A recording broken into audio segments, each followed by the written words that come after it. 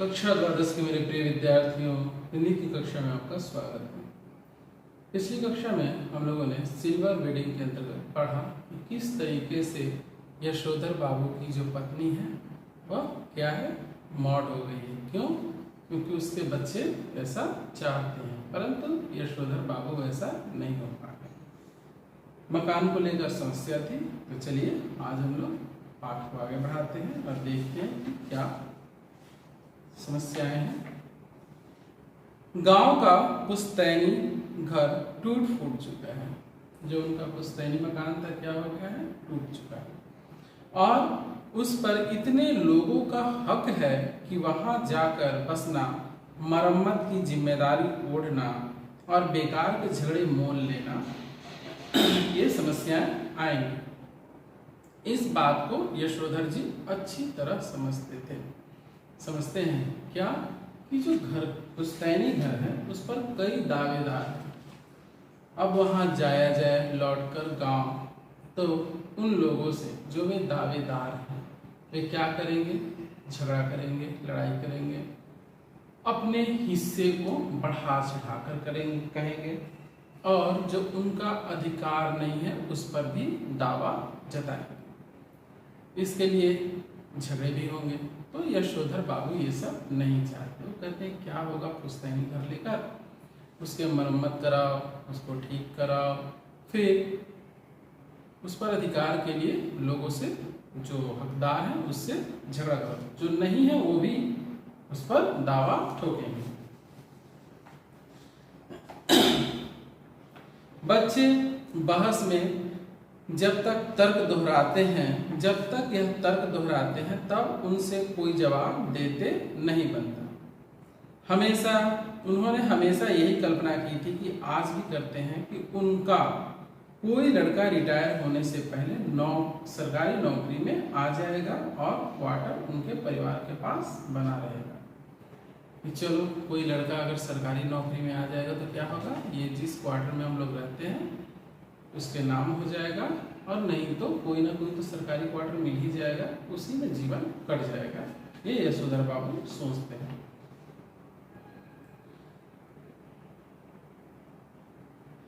अब भी पत्नी द्वारा भविष्य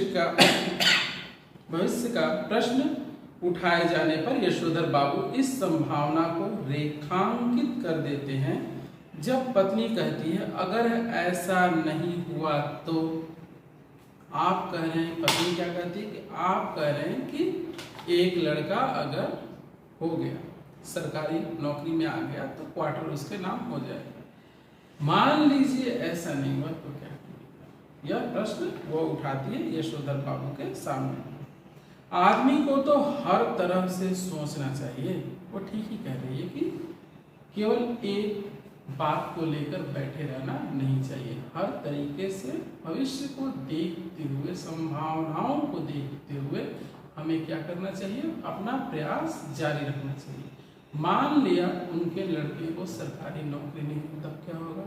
तो उनकी पत्नी यही कह रही है कि मान लो ऐसा नहीं हुआ, किसी को सरकारी नौकरी नहीं हुई और क्वार्टर जो है उसका नाम नहीं हुआ, तब क्या? जब पत्नी कहती है अगर ऐसा नहीं हुआ तो आदमी को हर तरफ से सोच लेना चाहिए, तब यशोधर बाबू टिप्पणी करते हैं कि सब तरह से सोचने वाले हमारी बिरादरी में नहीं होते हैं। कि हमारी बिरादरी में चारों तरफ से सोच वाले, हर तरह की संभावनाओं को सोच के रखना, ये हमारी बिरादरी में लोग नहीं होते। उसमें तो एक ही तरह के सोचने वाले होते हैं, कहते हैं और कहकर लगभग नकली सी हंसी हंस देते हैं, जैसा कि वो पहले से ही करते आ रहे हैं। जितना इस लोक की जिंदगी यशोधर बाबू को यह नकली हंसी हंसने के लिए बाध्य कर रही है, उतना ही वह परलोक के बारे में उत्साही होने का यत्न कर रहे हैं। इसके बारे में, इस जिंदगी के पश्चात, यानी इस लोक को, इस मृत्यु लोक को छोड़कर जब उस लोक में जाना पड़ेगा, ईश्वर के घर जाना पड़ेगा, उसके बारे में क्या करते हैं, अधिक यत्न करते हैं। तो उन्होंने बिरला मंदिर की ओर तेज कदम बढ़ाए, लक्ष्मी नारायण के आगे हाथ जोड़े, 80 का फूल चुटिया में खोसा और पीछे से एक प्रांगण में, उस प्रांगण में जा पहुंचे जहां एक महात्मा जी गीता पर प्रवचन कर रहे थे। कि क्या इस श्लोक के बारे में सोचना, इस श्लोक के बारे में सोचकर क्या होगा? कुछ नहीं होगा। इस श्लोक को जब छोड़ के जाएंगे तो उस श्लोक के बारे में सोचना चाहिए, ऐसा उनका विश्वास है। इसीलिए वो क्या करते हैं, तेज तेज कदमों से बिरला मंदिर की तरफ जाते हैं और वहां गीता पाठ सुनते हैं। अफसोस, आज प्रवचन सुनने में यशोधर जी का मन खासा लगा नहीं। सच तो यह है कि वह भीतर से बहुत ज्यादा धार्मिक अथवा कर्मकांडी है नहीं। धार्मिक व्यक्ति हो तो ऐसा वो कर सकता है, लेकिन यशोधर बाबू कुछ खास धार्मिक या कर्मकांडी में विश्वास करने वाले व्यक्ति नहीं थे। हाँ, इस संबंध में अपने मर्यादा पुरुष जो हैं कौन, किशनदा द्वारा स्थापित मानक हमेशा उनके सामने रहे हैं। किशनदा ने जो नियम बता दिए हैं, जो मानक निर्धारित कर दिए हैं, वे मानक उनके सामने हमेशा सामने रहे हैं। जैसे जैसे उम्र ढल रही है वैसे वैसे वह भी किशनदा की तरह हर रोज मंदिर जाने, संध्या पूजन करने और गीता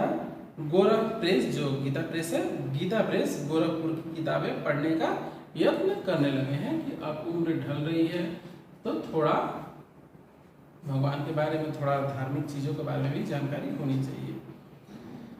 तो ऐसा वो करने लगे हैं। किसके कारण? किशनदा के निर्धारित नियमों के कारण। अगर कभी उनका मन शिकायत करता कि इस सब में लग नहीं पा रहा हूं, यानी मन नहीं लग रहा है, ऐसा वो शिकायत करता है, तो क्या कहता है, तब उससे कहते कि भाई लगना चाहिए, तुम्हारे अनुसार नहीं चलेगा। अपने मन को समझा रहे हैं, तुम्हारे अनुसार नहीं चलेगा, लगना पड़ेगा। अब तो माया मोह के साथ साथ भागवत जो भजन को कुछ स्थान देना होगा कि नहीं। यानी सांसारिक जीवन जीते हुए थोड़ा भक्ति भावना, थोड़ा भागवत भजन, थोड़ा पूजा पाठ, थोड़ा कर्मकांड, इस समय में तो लगना पड़ेगा ना। अपने मन को वो समझाते हैं। नई पीढ़ी को देकर राजपाट तुम लग जाओ बाट वन प्रदेश की। यानी जो नई पीढ़ी है, यानी जो उनकी जनरेशन है, उनके बच्चे हैं, उनको अपना राजपाट सौंप दो और तुम किसके ध्यान में लग जाओ, ईश्वर। जो करते हैं, जैसा करते हैं करे। हमें तो अब इस वर्ल्ड की नहीं, उसकी इस लाइफ की नहीं, उसकी चिंता करनी है। वैसे अगर बच्चे सलाह मांगे, अनुभव का आदर करें तो अच्छा लगता है, अब नहीं मांगते तो ना मांगे। यानी हमें क्या करना चाहिए, जब आयु ढलने लगे, बच्चे अपने पैरों पर खड़े हो जाएं, तो उनको उनके हाल पर छोड़ देना चाहिए। जब वो आपके अनुभव के आधार पर आपसे सलाह मांगते हैं तो ठीक है, नहीं मांगते तो कोई बात नहीं है, उनको उनके अनुसार चलने देना चाहिए। तो मिलते हैं अगली कक्षा में और पढ़ते हैं सिल्वर वीडिंग का आगे का भाग।